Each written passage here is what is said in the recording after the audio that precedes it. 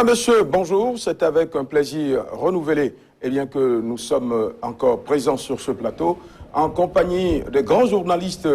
Merci à Rachidat Orou, Brice Bill Aïtiedi qui est déjà à l'antenne. C'est lui qui prend le relais par rapport donc à ce point que nous sommes en train de vous faire au niveau des éléments sélectionnés pour meubler donc cette émission. Brice Bill Aïtiedi, vous avez le témoin. Merci Modeste Dossaniwanou. On parle à présent du réaménagement des horaires de travail dans l'administration publique en général qui fait depuis peu objet de réflexion au sein des instances appropriées.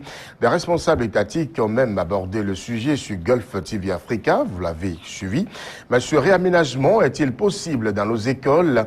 La préoccupation titille les méninges des spécialistes et des questions de l'éducation. Nous vous invitons à suivre Raouf Afayon. La première raison, c'est d'abord les habitudes alimentaires chez nous au Bénin. Lorsque nous devons quitter la maison, ou bien le matin, l'habitude alimentaire, c'est que nous consommons un repas léger, soit de la bouillie, soit du thé. Et c'est à la mi-journée que nous consommons un repas lourd.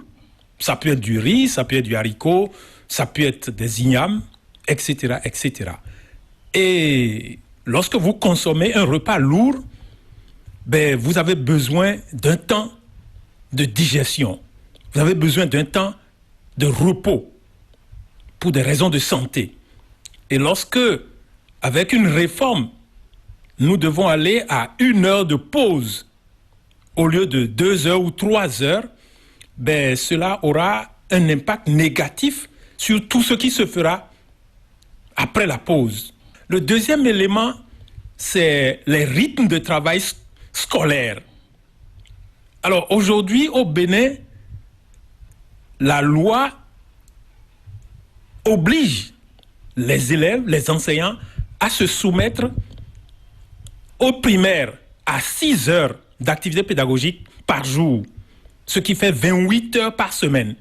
Au secondaire, ils doivent se soumettre à 8 heures de travail par jour, ça veut dire 36 heures par semaine. Ce qui veut dire que, avec le respect des normes nationales et internationales, parce que ce qui a été fixé comme règle par le législateur scolaire tient compte des normes internationales. Donc si nous devons respecter rigoureusement ces prescriptions du législateur, l'enfant ne quittera pas l'école avant 19 heures. Et en liaison avec cette question relative au rythme de travail à l'école, il y a la question des infrastructures routières qui sont exiguës ou insuffisantes, malgré tous les efforts qui ont été faits. Un autre goulot d'étranglement, c'est la question des parents qui sont dans une société de consommation, qui ont des besoins à satisfaire pour eux-mêmes et pour leurs enfants, et qui ont besoin de beaucoup d'argent. Aujourd'hui, tout le monde veut avoir son smartphone. Aujourd'hui, tout le monde veut avoir sa tablette. Aujourd'hui, tout le monde veut avoir son écran plat. Et tous ces appareils ont des coûts. Et pour avoir les moyens pour s'octroyer ces appareils, il faut accroître son revenu mensuel. Et pour le faire, les travailleurs sont obligés de faire des heures supplémentaires. Alors, ça veut dire donc que la fonction publique qui a pris l'initiative de cette réforme aura à négocier dur pour obtenir l'adhésion des fonctionnaires. Et si ces fonctionnaires ne sont pas sûrs que leurs salaires vont augmenter de l'autre côté, sans qu'ils n'aient à faire des heures supplémentaires, ça veut dire que la réforme n'a pas beaucoup de chances de prospérer. Justement, depuis l'avènement du régime de la... Merci donc à Brice Bill Aïtiedi qui a pris une nouvelle position. Brice Bill Aïtiedi, le Porto-Nouvien de la circonstance, il nous vient directement de la ville au Trianon, Khobono Diatia et pourquoi pas Porto-Novo. Brice Bill Aïtiedi, merci donc pour ces éléments qui ont été sélectionnés pour fixer et planter, pourquoi pas entièrement et totalement le décor. Eh bien, nous rentrons donc dans le vif du sujet. Nous allons parler dans un premier temps des horaires évoqués par Raouf Ouafayan. Landry Weton, bon observateur de la chose que vous êtes. Quel est votre regard sur ce que Raouf Ouafayan venait de déclarer il y a quelques minutes? Modeste Aniwanou, merci. Et chers téléspectateurs, à nouveau bonjour. Oui, nous avions suivi l'élément tout à l'heure de Raouf Ouafayan par rapport à l'effectivité ou à la rumeur qui circule depuis un certain temps sur les horaires de travail. Bon, voilà, pour lui, ce n'est pas évident que cela puisse prospérer si il n'y a pas un certain nombre de paramètres qui sont maîtrisés par les gouvernants. Mais je crois qu'on devrait y arriver parce que il faudra, quand vous êtes quelque part, il faut copier ce qu'il y a de bien. Et pour moi, revoir les horaires de travail au niveau de l'administration, ça va être très bénéfique pour l'État, parce que quand vous regardez un peu dans la sous-région, moi j'ai eu la chance de faire un pays comme le Ghana. Je suis resté à l'université de Legon. À 7 heures, tout le monde va au cours, c'est continu, mais à 17 heures, les cours finissent. Et donc l'étudiant qui a envie de pratiquer le football, il a la chance d'aller au terrain, travailler. On ne vient pas au football parce que on n'a rien dans la tête, parce qu'on n'a pas été à l'université, parce qu'on n'a pas été à l'école. Vous voyez, celle qui veut faire la coiffure. Et sur le campus de Legon, vous voyez des jeunes filles qui ont des ateliers de coiffure. Non, je crois qu'en repositionnant le débat chez nous, on doit pouvoir cautionner cela. J'ai entendu dire que ce sera désormais de 7h ou de 8h à 14h continuelles sans un temps de repos comme cela se fait déjà là maintenant de 12h30 à 15h. Et je crois que ça va être bénéfique sur plusieurs plans. Modeste Aniwanou, je ne vais pas garder trop Cette longtemps dimension la parole, avait déjà été essayée au temps de la révolution du 26 octobre 1972 sous le règne du général caméléon Mathieu Kérékou. Cette disposition avait été essayée, mais finalement, ce sont les Béninois eux-mêmes qui ont dit que bon, quand les fonctionnaires quittent, ils vont vaquer à autre chose. Il y en a qui font du fayao. Bref, il y avait une jalousie incessante et endurcie qui véritablement avait tout mis en l'air. Vous ne pensez pas, Brice Bilaïtchédi, que si l'on retourne à cette façon de faire au niveau de l'administration béninoise, que c'est les mêmes grincements de dents qu'on a eu sous le général feu président Mathieu Kérékou? On n'aura pas les mêmes grincements de dents, comme Landry Weton l'a dit. Vous savez, l'objectif premier de cette réforme, c'est de permettre aux éducateurs d'être plus proches de leur famille. Parce qu'on a constaté que la société est en train de devenir ce que vous voyez, ce que nous constatons, mais la base, c'est la famille. La démission des parents, la démission passive, parce que en réalité, ils sont occupés ailleurs. Le boulot leur prend tellement tout le temps qu'ils n'ont plus le temps de rester aux côtés de leurs enfants, en fait. L'objectif, c'est bien, c'est noble, mais pour y arriver, vous avez vu, et Raouf Ouafayan a dit que c'est impossible, il y a des préalables à régler. Les préalables, par exemple, c'est les infrastructures routières qu'on n'a pas pratiquement. Pour aller, quand tu sors de chez toi, tu n'es pas sûr, tu ne sais pas véritablement à quelle heure tu pourras être au boulot. Et quand tu pars du boulot, tu ne sais pas à quelle heure tu pourras être à la maison parce qu'on n'a pas d'infrastructures.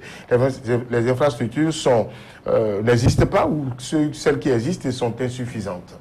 Moi, je pense que, comme Landry Weton l'a dit, il faut, si on voudrait bien atteindre cet objectif qui est de permettre aux parents, pas seulement aux parents d'être aux côtés des enfants, mais permettre aux jeunes, aux enfants aussi de souffler. Et aujourd'hui, quand on parle d'entrepreneuriat, permettre aux enfants d'aérer, d'être libre dans la tête pour, par exemple, ce qu'on faisait avant, comment on appelle la coopérative scolaire. La coopérative scolaire, dans dans l'après-midi. Oui. Vaquer à d'autres occupations pour se préparer à la vie active. C'est bien, mais on ne peut pas y arriver. On ne peut pas y arriver. Merci. Il faut qu'on y travaille. Certainement qu'on y reviendra. On y reviendra au cours d'un grand débat qui va permettre aux uns aux autres véritablement de décortiquer ce sujet. Valentin Dibocha, oui, vous observez pour le moment un calme olympien. Je sais que dans votre tête, ça tourne à 400 l'heure. Vous avez certainement un avis aussi à placer sur ce sujet évoqué par Raouf Ouafayan, ex-secrétaire général du syndicat des enseignants. Vous le connaissez. Lorsque je l'écoute, j'entends le syndicaliste parler. Je pense que, bon, il y a un certain nombre de préalables. Lorsque nous raisonnons, ne parlons pas que de Cotonou. C'est à Cotonou que vous avez des difficultés pour rallier votre maison. Je crois que même là, Valentin, c'est pas évident. Allez-y. Voilà, à partir d'Akasato, Mais pourquoi à dites-vous que partir c'est de pas évident? Boyko, Non, oui.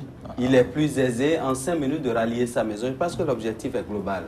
Et lorsqu'on parle d'objectif, nous avons eu la chance de rencontrer le directeur de la réforme étatique. Et ce monsieur nous expliquait que pour l'instant, c'est à l'étape de projet. Et un projet qui est en train d'être fait, il y aura un sondage au plan national.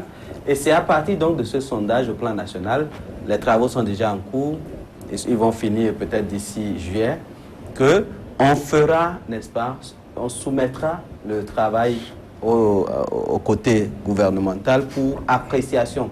Et c'est à partir donc de l'avis de chaque Béninois qu'on verra qu'est-ce qui arrange le peuple. Mais je dis, nous ne réinventons pas la roue, puisque dans d'autres États, comme aux États-Unis par exemple, le travail, les pays anglophones d'ailleurs, le travail est bien limité dans le temps. Même le pays... Juste un petit mot dans 2 minutes. Oui, je voudrais, avec votre indulgence, vous demander à ce que l'on fasse un peu plus le débat en profondeur par rapport à ce sujet, parce que les gens nous suivent. Et comme le dirait l'autre, les grandes révolutions sont toujours faites avec de petits nombres. Si on doit demander l'avis de chaque Béninois, de chaque fonctionnaire avant d'en arriver là, je crois que cette décision va être très salutaire, parce que ça va régler beaucoup de choses. Absolument. Quand je disais tout à l'heure que Raouf Afagnon, quand il met en avant le problème d'infrastructure, écoutez, même dans ce système, le système dans lequel nous sommes actuellement, il faut bien quitter la maison à une certaine heure pour aller au boulot. Absolument. Et oui, et rentrer à une autre heure. Et quand vous savez qu'à 14 heures, vous avez quitté le boulot, il y en a qui peuvent planifier leur déplacement pour aller chez eux. Et je crois que même là encore, la circulation sera encore beaucoup plus fluide que d'attendre 18h30 où il y a un embouteillage terrible. Les commerçants quittent le marché, les fonctionnaires au même moment. Je crois que non. On va régler beaucoup de choses en arrivant à mettre ce pactage-là pour permettre aux gens d'être au boulot. Parce qu'écoutez, de 12h30 à 15h, c'est peut-être le repos, comme on le dit.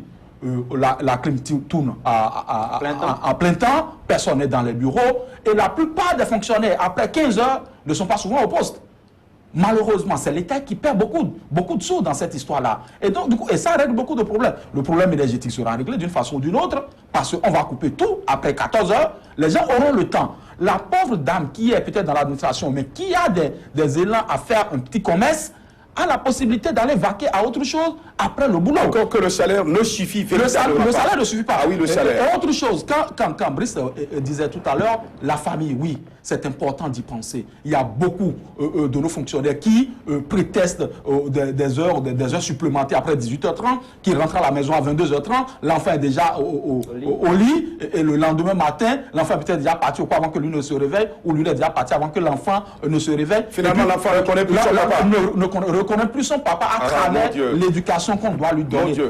Donc c'est important de penser à ça. Et donc du coup, quand le gars le monsieur sort du boulot à 14h, il a le temps de prendre sa petite bière, de voir les amis, mais il est sûr d'être à la maison à 20h. Vous avez des enfants que vous n'arrivez même pas à suivre, ceux qui vont à l'école. Vous n'arrivez même pas à suivre leur cursus scolaire, et on vous amène des bulletins qui vous surprennent. Oui. Des bulletins qui vous mettent véritablement dans tous les états. Oui, Valentin Aziboucha. Je pense que je voudrais bien préciser que l'heure n'est pas encore déterminée. Oui, bien sûr, on est d'accord. Oui, on est d'accord. Je pense que, dans les hypothèses, on peut rester dans la logique de Landry. L'essentiel, c'est déjà, par exemple, dans les grandes agglomérations, ne pas permettre à tout le monde de sortir à la même heure. C'est-à-dire, les gens qui vont marcher, ceux qui sont dans les activités libérales, ont tendance à sortir vers 18h. Les fonctionnaires, il faut les ramener un peu plus tôt pour permettre à la circulation d'être toujours fluide. Oui. Ça, c'est déjà ça dans les grandes agglomérations.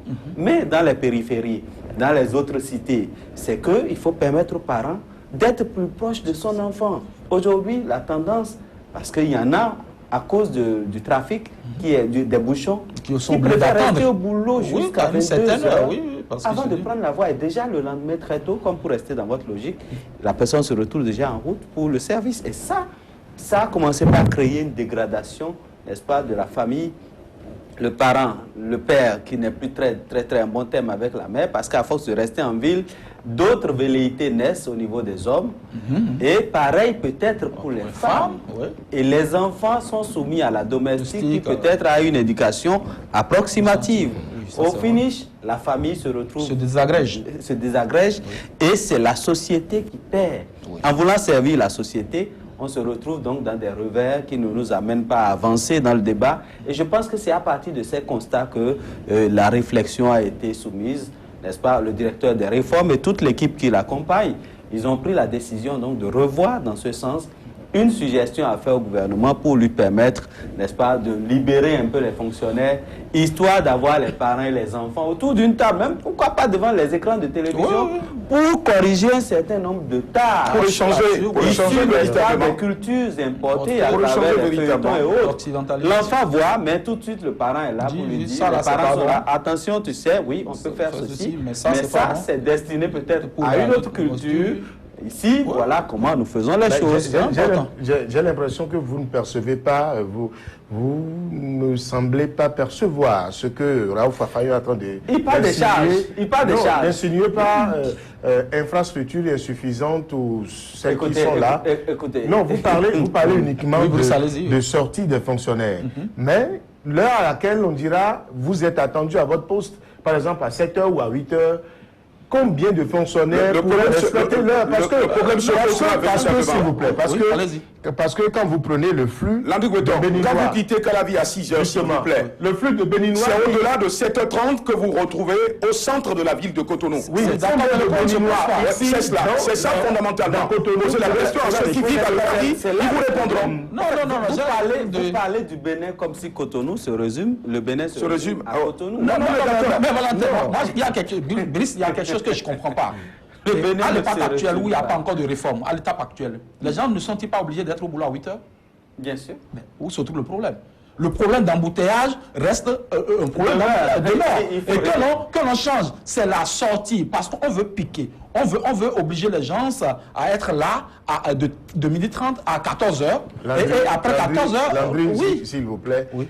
Allez dans les administrations pour voir à 8 heures combien de fonctionnaires sont à leur poste. Aujourd'hui, il faut pas la réforme. Non, je crois qu'il faut comprendre. La réforme, c'est pour réparer quelque chose. Oui. Il ne faut pas, en voulant réparer quelque chose, créer davantage de dommages, creuser davantage de fossés. Non. Non. Combien de fonctionnaires sont à leur poste? Les gens sont encore en circulation. Ce que je voulais... Non. Il faut comprendre ce Brice Vilaïch a dit, il est d'accord. Tout le monde est en poste à 8 heures. Brice, il est d'accord. Tout le monde se doit d'être au poste à 8 heures. Tout le monde se doit d'être au poste à 8 heures. Mais ce n'est pas le cas. Même si on mettait l'heure d'arrivée à 10h, à 10 heures, tout le monde démarrerait à 9h à la maison. Donc je crois qu'il faudra un peu plus de rigueur. Les rigueur. problèmes d'infrastructure sont des problèmes connexes. Et je dis, le Bénin ne se résume pas à Cotonou. La réalité à Porto-Novo n'est pas la même qu'à Cotonou.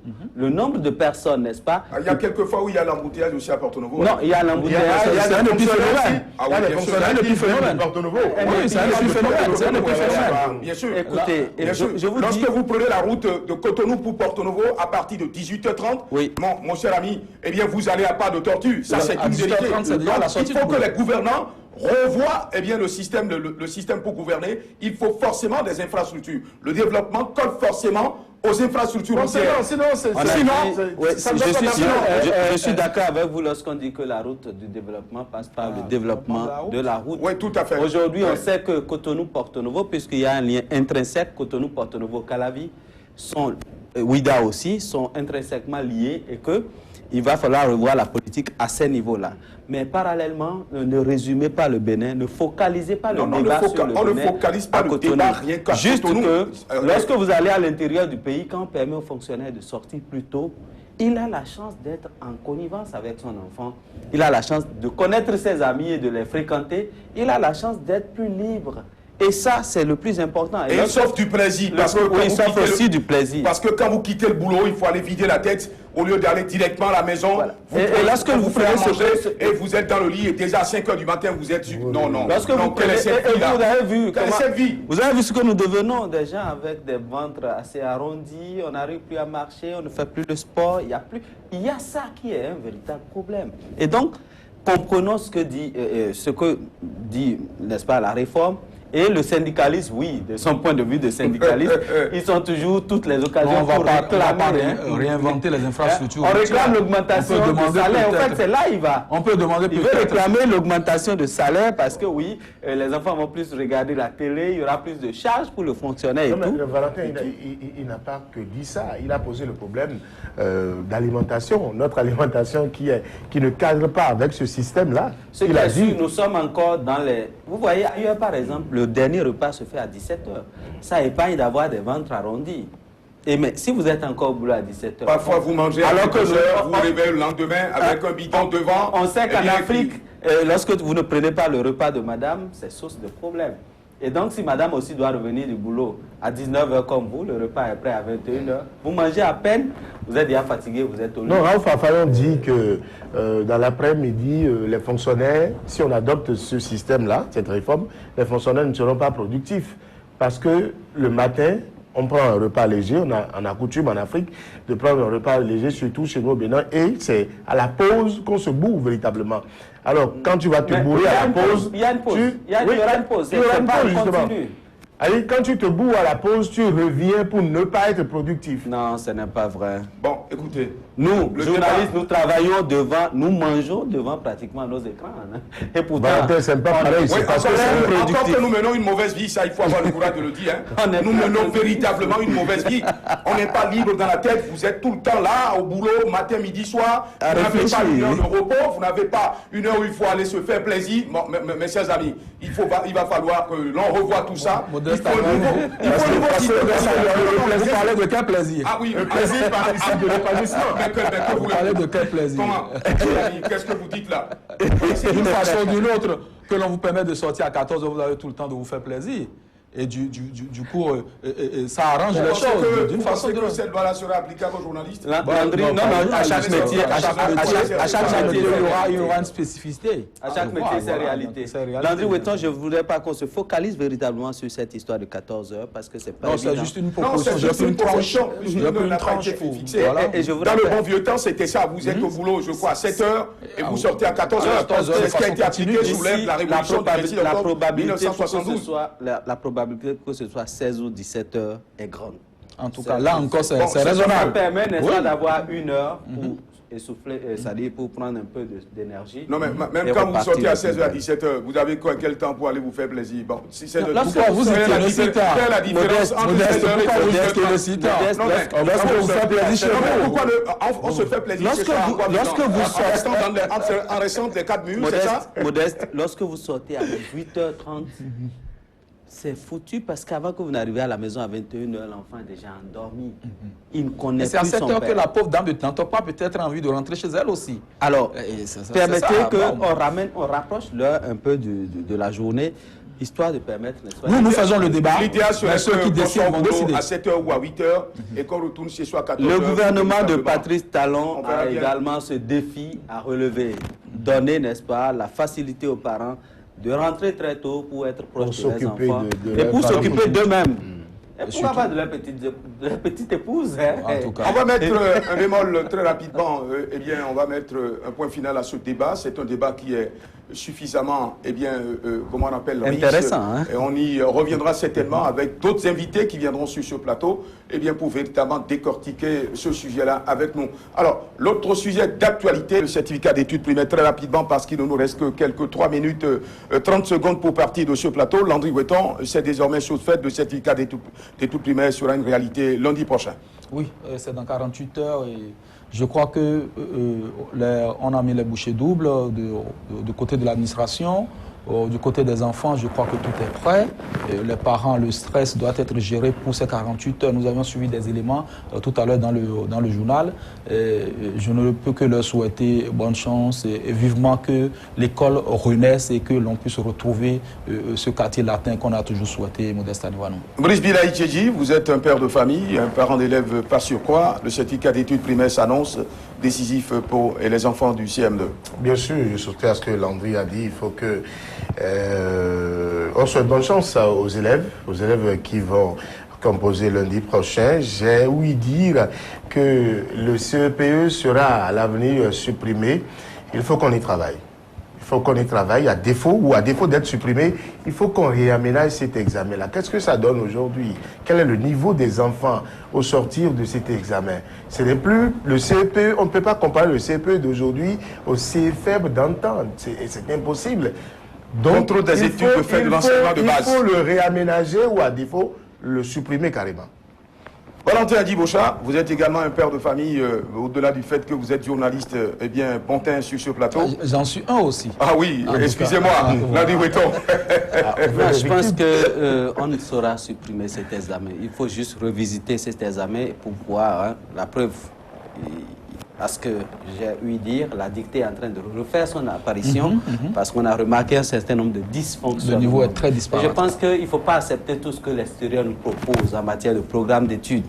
Il faut qu'on adapte ces programmes à nos réalités, à nous ici. Et par rapport à ces enfants qui vont à l'examen, je voudrais conseiller aux parents de beaucoup les reposer, de leur permettre, n'est-ce pas, de beaucoup dormir, de leur permettre aussi de prendre des médicaments, quelques médicaments pour aménager leur santé parce qu'il y a assez de moustiques par ces temps-ci, de leur permettre de ne pas trop rester dehors pour étudier, mais peut-être de rester dans leur moustiquaire pour reparcourir quelques petits cours, quelques petites notions et de leur donner beaucoup de paroles de sagesse. De ne pas les surcharger. De ne pas les surcharger avec le stress. De ne pas aussi leur donner des tâches à faire à la maison pour les fatiguer physiquement. De leur permettre d'avoir un mental assez haut pour aborder. Et maintenant, la dernière chose, c'est également de les accompagner dans les prières et dans d'autres apports, de vérifier aussi tout l'outil qu'ils auront à utiliser le matin pour qu'ils quittent la maison à temps et répondre sur les lieux d'examen. Parce que les amener aussi, il faut les amener. Oui, la plupart du temps, il y a plus ce jour-là. De pluie. Prévoir, n'est-ce pas, des par-dessus pour pouvoir sortir de cette période avec beaucoup de confiance. Madame, Monsieur, terminus, comme on le dit, nous sommes au terminus de cette émission puisque quelques 22 secondes nous séparent de la fin de Morning Live de ce samedi. J'espère que vous avez pris du plaisir à nous suivre. Vous avez véritablement aimé tous les sujets qui ont été abordés. Nous avons certainement égratigné certains. Nous avons permis à d'autres véritablement de prendre de l'ascendance. Mesdames, Messieurs, terminus, tout le monde descend. Merci de nous avoir suivis.